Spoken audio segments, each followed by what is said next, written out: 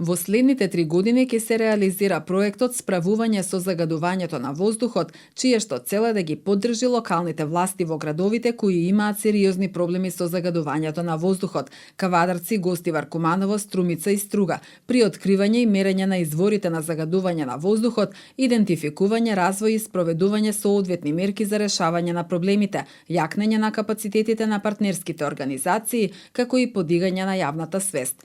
Исто така, во овој период ќе се реализира и проектот Градење на општинските капацитети за спроведување на проекти. Двата проекта се дел од програмската рамка за соработка меѓу Шведската агенција за меѓународна развојна соработка и Програмата за развој на Обединетите нации.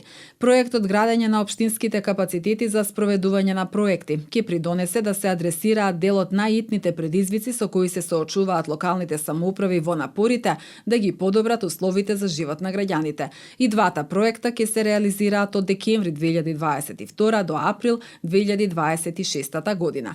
Министерот за локална самоуправа Ристо Пенов денеска на конференција информираше дека вкупната вредност на проектот Градење на општинските капацитети за имплементација на проекти е 2,6 милиони долари, од кои 1,8 милиони долари се обезбедени од страна на Шведската меѓународна агенција за развојна соработка, 500.000 долари од страна на Бирото за регионален развој, а кофинансирање од околу 240.000 долари се очекува да биде обезбедено од страна на општините.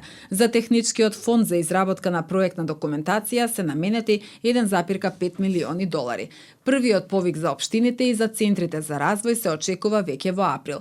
Важно е проектите да ги следат глобалните развојни трендови и да се вклопат во глобалната агенда за одржлив, зелен и инклузивен развој, за да бидат препознаени и високо рангирани од финансиските институции.